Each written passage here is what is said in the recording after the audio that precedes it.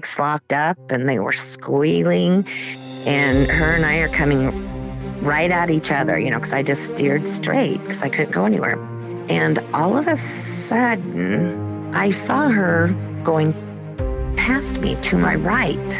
And I remember locking eyes with her as we passed each other. And I'm like, what? And I'm sitting there in shock. This is Touched by Heaven.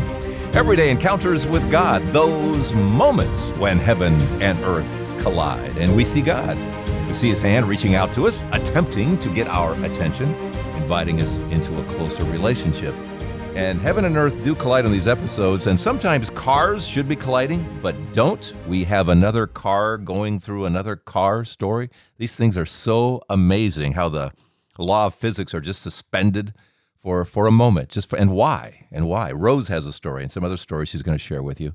And before we get to that, we're going to talk to Aaron and his 4-year-old daughter, Ayla. They're walking around outside. We're going to join them in just a second here, because Ayla is she's an example of how when we're small, when the kids are small, we still have that special connection to heaven for the first few years before we get completely drawn into this world. And sometimes they know things they shouldn't seem to know. This has to do with Ayla's grandmother, who passed away before Ayla was born, but, well, you'll hear how that all develops too, and how it brings comfort, a little message from heaven that brings comfort to the family. So let's start there. Let's head outside to talk to Aaron and Ayla. Hey, Trapper, how you doing? Can you hear me okay? Say hi to Trapper. Hi. Hey, how's it going? Good. What'd you do today? Nothing. I believe you. Aaron, what's our story? Well, a little backstory. My mother-in-law was very country. wasn't an ignorant person or anything like that, but she didn't finish school, and she's a very country type person, and she believed in Jesus, but she wasn't a churchgoer, and she kind of cussed a lot and things like that, smoked a lot of cigarettes and things like that, and she was on dialysis toward the end of her life. She was 47 when she passed away, and this was right at about four and a half years ago. She was in her chair at her house, and I guess it was about midnight or so. She was a night owl. She liked to sit up and watch TV and smoke her cigarettes, and she had passed out in the chair, and she never woke up. And it was the next day that someone had found her. I think a neighbor had found her, and I had gotten the first call because nobody could get my wife on the phone. And so I had to bring the bad news to my wife and let her know that Frances, her mother, had passed away. Ayla came. She came along not long after that, a few months or so. And I don't know, about 3 months ago, I think maybe a little further than that, maybe more like 5 months ago. We were just sitting around talking, after a little Bible study, and sitting around talking and, reminiscing, talking about how great heaven's going to be and how wonderful things are for Jason and my cousin and Papa and for Nana. Ayla had mentioned Nana, and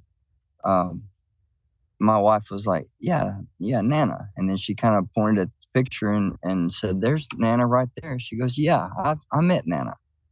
And then, which we didn't think nothing about it. We're like, really? You didn't? Nana's been gone for a while. She was passed away and gone to heaven before you were born, baby. You couldn't have met Nana. And Ayla said, I met Nana, and she was very serious about it. And of course, which I took it as with a grain of salt. I was like, nah, well, it's just a kid talking. And she said, I met Nana in heaven. And she said, and then my wife kind of went with it and said, okay, well, what was Nana doing? And she said, well, she was sweeping. And she's like, sweeping in heaven. And Ayla was very serious. She said, yes, Nana was sweeping.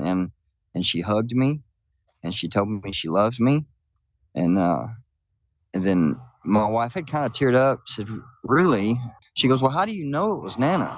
And she said, and this is what kind of struck me, because there's no way Ayla could have known about this. She said she had her foot was part of her foot was missing, I said, her part of her foot was missing because about a year before Frances had passed away, she had 4 toes taken off due to diabetes. They had to remove. They were trying not to, but they ended up having to do it anyway. And she had a wobble to her walk, a little bit of a wobble. And Ayla had mentioned that in the conversation that part of Nana's foot was missing, and she kind of wobbled when she walked to hug me. And of course, my wife just busted into tears, and it was, at first we didn't think nothing about it, just a child talking, just kind of, maybe making something up. And I still kind of standoffish about it for a long time. I was like, I just don't know. I mean, but then I got to thinking, and I heard I researched where some kids, there's people that remember being born at a certain age before we really kind of lose. I forget what they call it, but that where kids are kind of in tune spiritually, and kind of remember things. And Sweeping. What does that mean? Anything, for example, to your wife, that she was always sweeping? Yeah, my wife mentioned that. She said, yeah, she was a cleaner. She was a housekeeper. She did clean. She didn't. Her house was always tidy, always in a good way. So kind of put 2 and 2 together and got to thinking. I was like, well, maybe she's not really blowing smoke here. Maybe there is something there. And then I had asked her about it again, and she stuck with the same story. How do you reconcile her story with when we go to heaven? Nobody's missing toes. Nobody. That's right. The only thing that I could think of, the more I got to thinking about it, is it could have been that the Lord had given her that sign as confirmation for Candace, for my wife, because it really tore my wife up after her mother passed because she was so young and they were so close. And the only thing I could think of is that it was a bit of confirmation for Ayla to be able to bring to my wife. That, it's amazing to me. It's beautiful, strange, amazing all at once to me. Hey, Ayla, you tell Daddy. Can you tell Daddy what you saw? Remember what we were talking about? You saw Nana? What? And tell me about it. She was sleeping, then she got her foot dead off. Part of her foot? Yeah.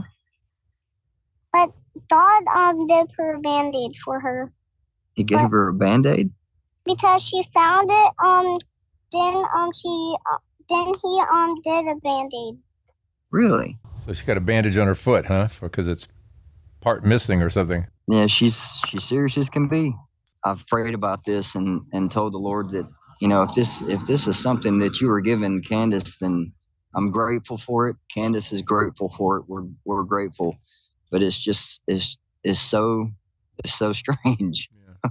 Yeah, it's not something that they would just throw out. It seems like, and it's the same every time I ask her about it. It's beautiful. It's innocent, strange, all at once, and I'll take it. You always talk about the takeaway. If there is a takeaway at all in this, it would be that childlikeness is innocent, that Jesus looks in for all of us to be. We always have to try and keep a childlike mind. Thanks, Aaron and Ayla. Still having that special connection to heaven, letting everyone know that Grandma's doing just fine. Sweeping. She's keeping heaven clean. Well, maybe she is sweeping in heaven. Chances are no. I think they get help up there. They have some kind of service. I don't know what it is, but a sign that would mean something to the family, or the foot with the bandage and all that. Just thank you, Aaron and Ayla. We're going to get to our car through the car story. These things are just so amazing to me. First, quick Patreon shout out. Thank you so much, Catherine Wentland, who has joined the Patreon family, and thank you for that and making this all go week to week. 2 fuels, as I always say. We need your stories at touchedbyheaven.net. And yeah, we need your help as well through patreon.com. Go there directly, search for Trapper Jack, or come here to this episode and just click your way through. And thank you so much for doing so. All right, let's move on here to Rose here on Touched by Heaven, Everyday Encounters with God. Hello. How you doing, Rose? Good. Is a rose Good. by any other name any different? No, not really. And where are you? I'm in Nebraska. Okay. Because I'm always curious as to is like people's upbringing in terms of is there faith in the home, not, and all that. So what was your Oh, yeah. upbringing? Well, I come from a family of 14. Wow. Mom and yes, a small town Catholic family. You are half the And town. yeah, kind of. Out of the 14, yeah, I was number 12. So 12 out of 14. Wow. yeah. And I kind of have the same story, I think, as you, that as life went on and I kind of fell out of kind of walked away from my religion. And honestly, listening to your podcast really kind of set me straight. Just, he just, it's just so inspirational. And the way bring up all these stories, all these people's stories, the near death experiences, the prophetic dreams, everything like that. It's just made me realize what I've been missing. Oh.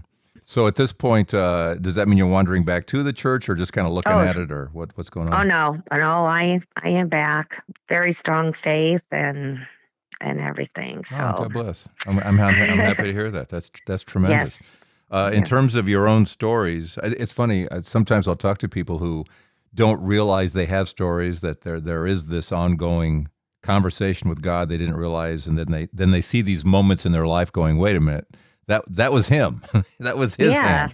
You really realize you didn't have your eyes open when that happened. You just kind of took it for granted.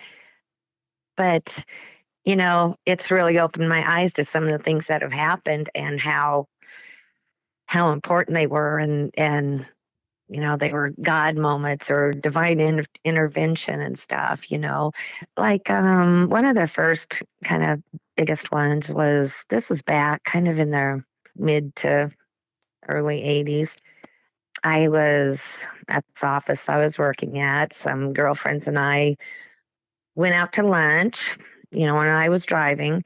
And on our way back, we were at a red light. It was a big intersection with a major highway that goes through. And, just sitting there waiting for our green light. And when the light turned green, I started to go and my car just like kept cutting out and wouldn't go. I'm hitting the gas and it just kind of chugs and wouldn't move. It just, it didn't die. It just kind of like chugged and you know, wouldn't move. And I was kind of shocked. It's like, gosh, what's wrong? Just like that, a semi flew past us. They had run their red light and just flew past us. Feet in front of us. That was really scary because if we would have gone just a couple more feet, if the car hadn't stalled out or whatever, we would have been right in the line of that. So when the semi goes flying by, Oh, yeah, we're all sitting there going, oh my gosh, that could have been crazy. That could have been, and I had a really small car. So yeah, there would have been nothing left. now this is at a time in your life where you're just thinking, boy, were we lucky. Right? Yes. Yeah. You don't think it's more than that, until later, I realized that wasn't just luck, Yeah.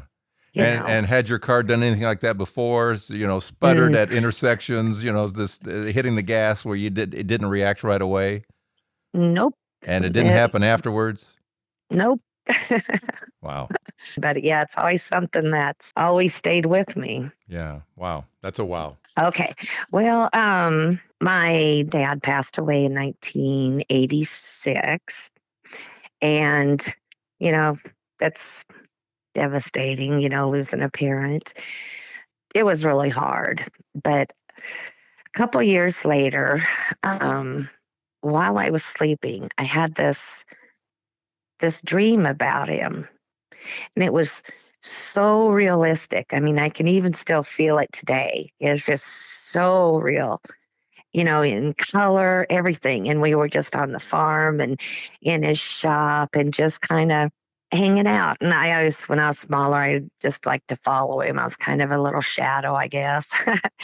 But I was just tagging along and hanging out with him. And, his radio was even playing and everything. When I woke up so happy and so excited. I mean, I was just ecstatic. This was so real that he was actually back. He was alive. And I was so excited. I jumped up and I ran to my phone and started dialing the number. And then it's like, well, what number do I call? But I was going to call him. I was like, I don't know what number to dial. And then it all kind of sunk in that was just a very realistic dream, but it wasn't. It wasn't real. Wow, that's And amazing. It was so real that even in your consciousness, it yes. stayed for a while. Oh yeah, and I can still feel that ecstatic happiness and stuff, and like, oh my gosh, he's back. I didn't know how or anything, but I just knew he was back, and I had to call him and go see him, and then it was like, oh no, yeah. Still really happy because it felt like I really spent time with him. But at the same time, it was, yeah, kind of, really sad that, well, it's not true though, he's not alive, but at least, I just felt it was so realistic for my purpose, I guess, because I missed him so much. It was just wonderful, to feel like I had that time with him. Was it so vivid that you can still see it now? Oh yeah. That's why I'm wondering if yeah. this may have been more of a vision than a dream. Dreams tend to fade, no matter what. They do tend to fade, whereas visions, it's like you remember all of it. Yeah. Oh yeah. And I've heard others say too, it's like sometimes you're given what you need. And I think I really needed that. Yeah. Beautiful. All right. Yeah. Cool experience. So, all right, what comes next, Rose? Then there's one other incident, and this happened just this last October, the end of October of 2022. I was going out of town to spend the day with my granddaughter and her daughter, my great granddaughter. It was her second birthday, and they were having a party. So I was heading out of town, just on those back highways. There was a few cars in a row on the other side coming towards me, and I noticed the front car kind of had its blinker on. It was going to turn left, which would have been, right in front of me. So are we dealing with a 2-lane road?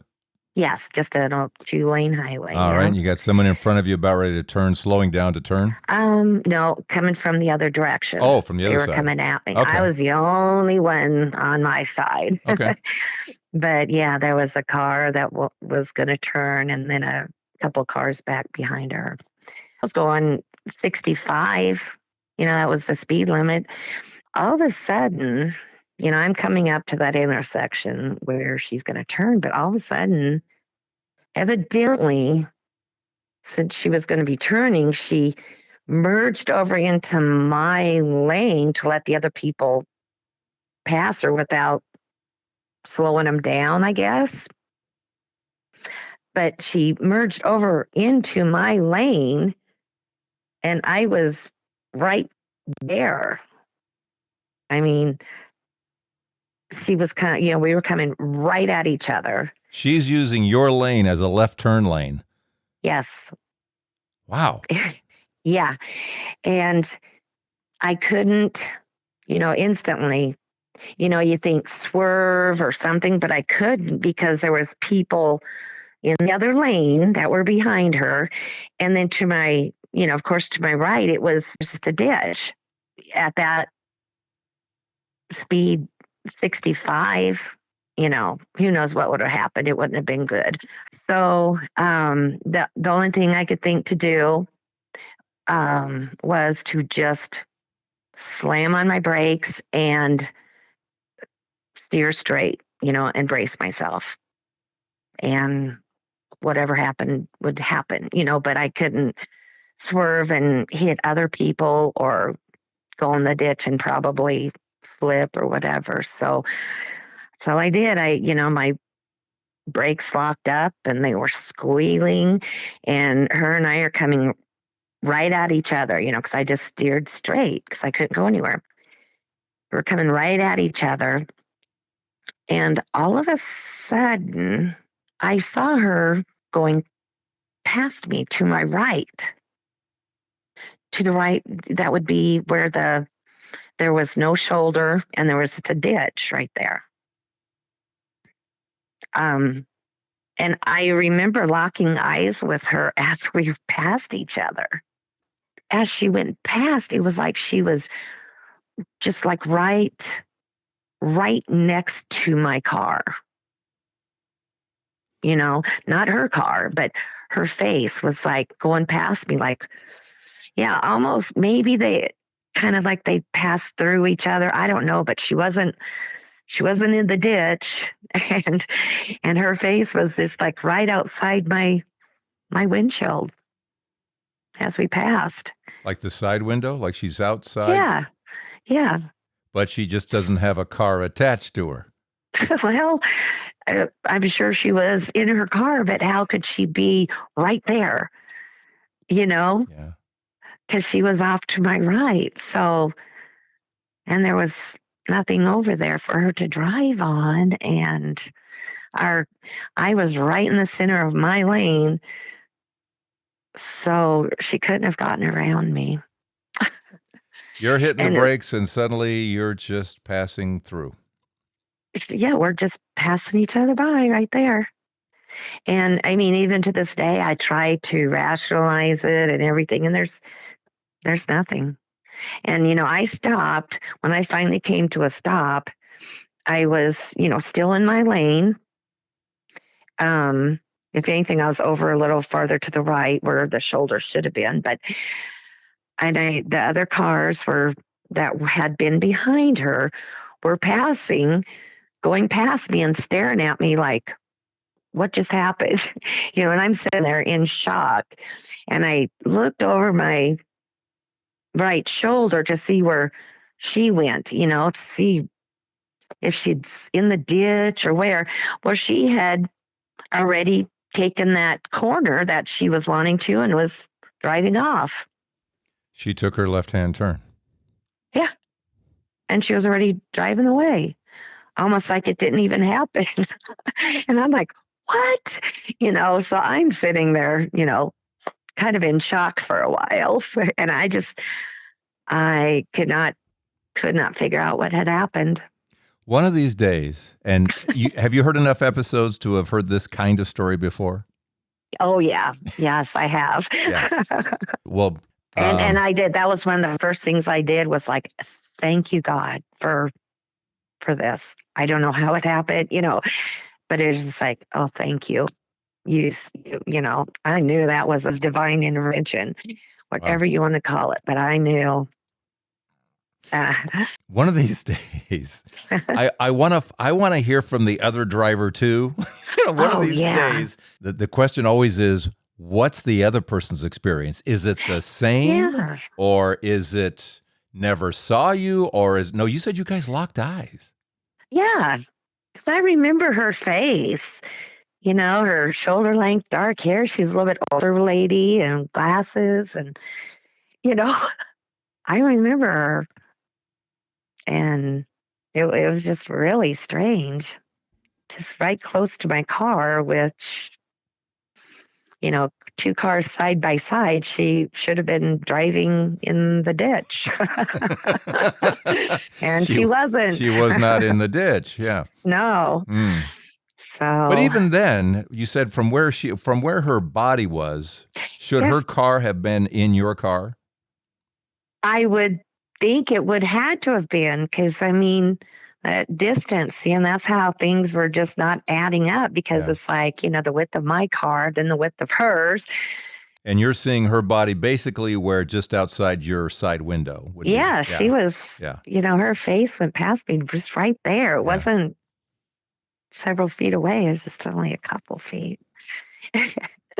It doesn't add up. It just does not add up. No. So when you go through this and go, okay, God, why? Do you get an answer, or do you get what do you in your conversation? How does? No, I don't know why. My thoughts always kind of like, why me? Do I? I don't think I deserve it or anything, but I sure appreciate it. But it's just, maybe there's just something more I haven't done, or and maybe I don't know.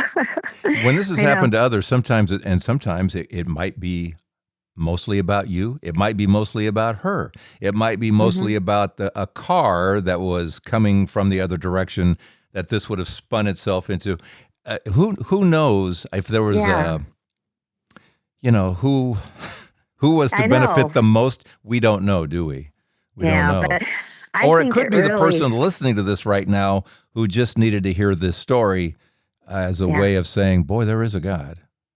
Yeah, because I've heard some of the, amazing stories on your podcast, and I'm like, oh my goodness, and yet, I had this happen, and I'm just like, I was, in shock, but very, very thankful. But I think, as far as my part, it just,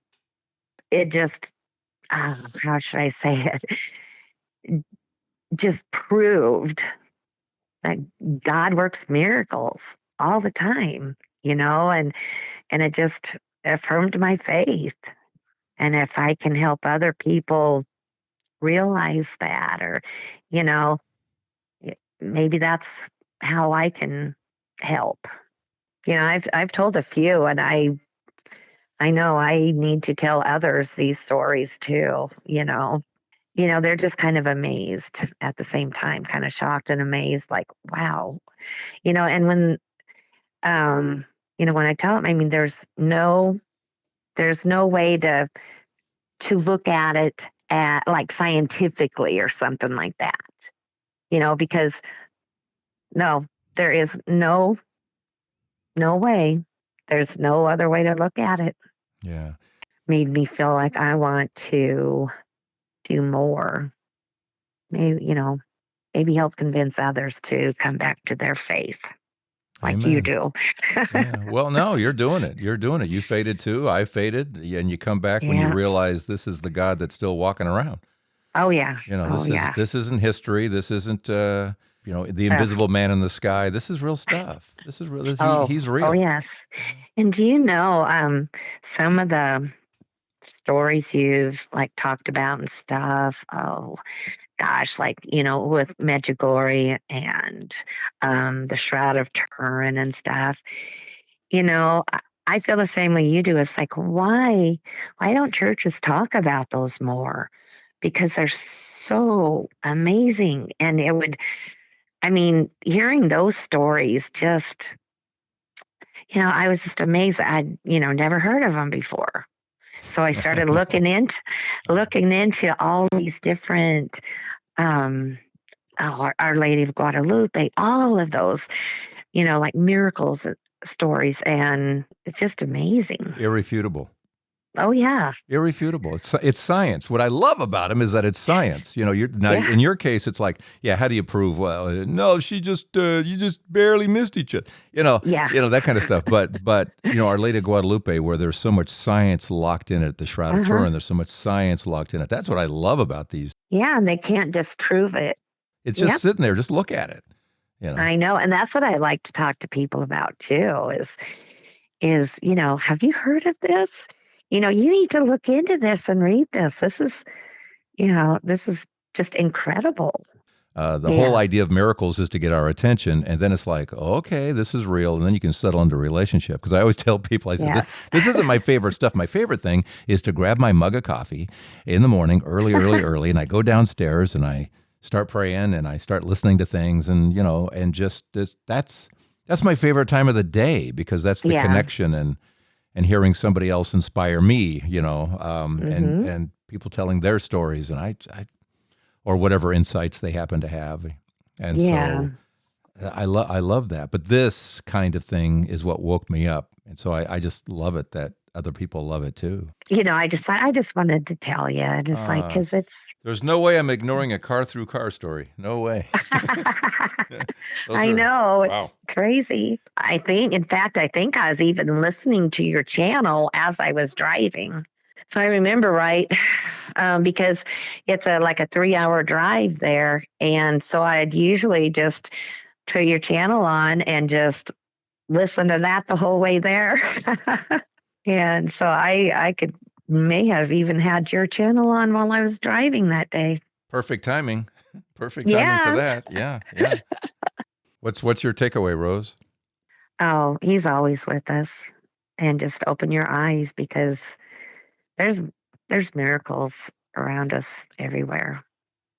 Thanks, Rose. Love the stories and these car through car things, and we've had a number of them. I'm just like off the top of my head. Remember Mike, Mountain Road. There's a mountain to one side and a cliff to the other side, and there's certain places on the road where it's just one lane, and that's when the truck came from the other side, drunk driver, and right through each other. Let's see. There was, I think it was Tom, who was on a highway, had a huge accident in front of him. There was no way he was going to get between those two cars. They had stopped, and there's 6 inches between them. He kind of aimed for the gap and suddenly was on the other side as he and his wife looked back and went, "What was that?" Oh, and then there was Tracy turning right and suddenly realizing there was a line, I think it was at a Jack in the Box restaurant, and the drive-up window that was extended out into the road, and she's about to T-bone somebody, and suddenly she's on the other side. And Jane, she merged in front of a semi without realizing it onto this highway, and in the rearview mirror, here it comes, and it was a brace for impact moment, and suddenly the 18-wheeler's in front of her, and she hears, "Not your time. Not your time." For any of these people, not your time. You and I are still around, so not our time either. We're all still here to do what? Well, whatever it is, whatever our purpose is, we are to fulfill that purpose. It's not your time. So thank you for being here. Love to hear your story. What is your Touched by Heaven moment or moments? Get a hold of me here at touchedbyheaven.net. And thanks for your Patreon support here as well, or patreon.com. And also, if you happen to need a speaker for an upcoming event, I know just the guy. His name is... it's TJ. Yeah, there's a trapperjackspeaks.com, that TJ guy.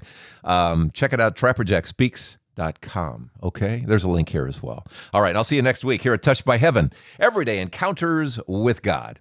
I'm Trapper Jack, who, like a rose, smells just as sweet. No, not really. Well, you know.